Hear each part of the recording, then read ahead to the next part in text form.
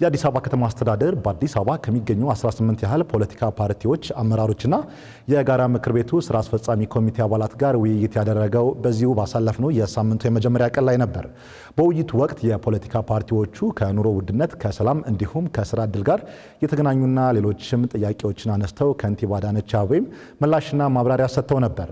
ሀና አብደታ የተወሰኑትን ሀሳቦች መለስ ብላ በተከታዩ ዘገባ ታስቃኝናለች።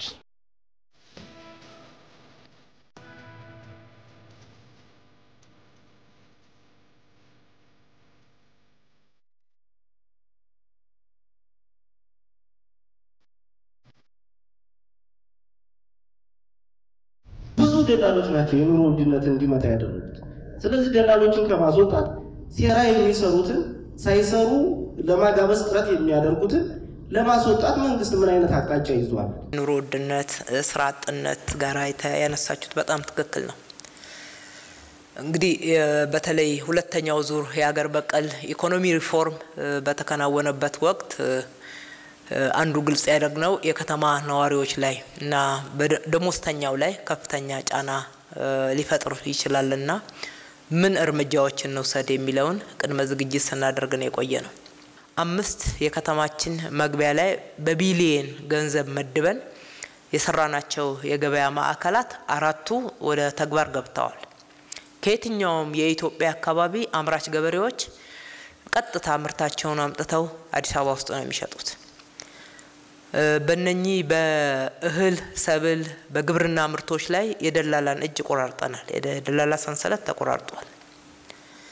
ቀጥታ አምጥተው የገበያ ማዕከሉ ላይ ምርታቸውን አራክፈው ሲፈልጉ መቸርቸር ሲፈልጉ በጅምላ ማስረከብ የሚችሉበት እድል ነው የተፈጠረው።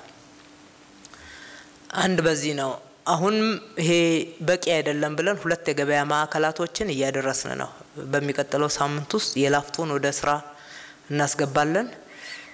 ሳሚት አካባቢ ያለውን ደግሞ በዚህ አመት መጨረሻ ላይ ለማጠናቀቅ ጥረት እያደረግን ነው። በተለያየ አካባቢዎች አንጎች አሉ፣ ዘረፋዎች አሉ፣ ሌሎችም ነገሮች አሉና በሱ ዙሪያ እኛስ ምን እንርዳ? መንግስት እየሰራ አይደለም ማለታችን አይደለም።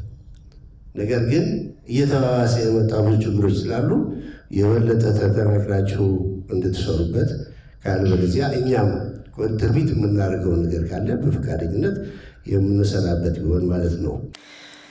በከተማችን ውስጥ ያለውን ሰላማዊ ሁኔታ ስናይ አዲስ አበባ እውነቱን ለመናገር በጣም ሰላማዊ ከተማ ናት። ሰላማዊ ከተማ ብዙዎች ዓለም ላይ በጣም ሰላማዊ ናቸው ከሚባሉ ከተማ ጋራ ያነጻጸሩ በደንብ ምስክርነት የሚሰጡባት ከተማ ናት። ነገር ግን እናንተ ካነሳችሁት አንፃር እዛም እዚህም ደግሞ በተለይ የጸጥታ አካልን መስለው የሚዘርፉ ሰዎችን የሚያግቱ በተደራጀ መንገድ የሌብነት እና የዘረፋ ስራ የሚያከናውኑ ንጥቂያ እንደዚህ የመሳሰሉትን ከደረቆም ወንጀል በላይ የምንመለከታቸው አሉ። ከዚህ አንፃር በአብዛኛው መከላከል ላይ ተረባርበን እየሰራን ያለነው ከዛ ያመለጡት ደግሞ ተደርሶባቸው በተሰሩ ኦፕሬሽኖች ከዚህ ከተማ ውጪ ጭምር በወጡበት ደርሰንባቸው መያዝ ችለናል። ሌላ ረብሻ ማድረግ ሲያቅታቸው ህዝቡ እንዲማረር እንዲደነግጥ ኢንሰኪዩርድ ስሜት እንዲሰማው ለማድረግ ሆነ ብለው የሚፈጽሙ አሉ። ፖለቲካል እንድምታም አለው፣ የኢኮኖሚም የሌብነት እንድምታም ሁለቱም አለው። በእኛ መረጃና እስከዛሬ ድረስ ባለን ክትትል ሁለቱንም አጠናክረን እየሰራን ነው። እናንተም በጋራ እንስራ። የሰራችሁት የቤት ደሃ ማህበረሰብ እንዲኖርበት ነው።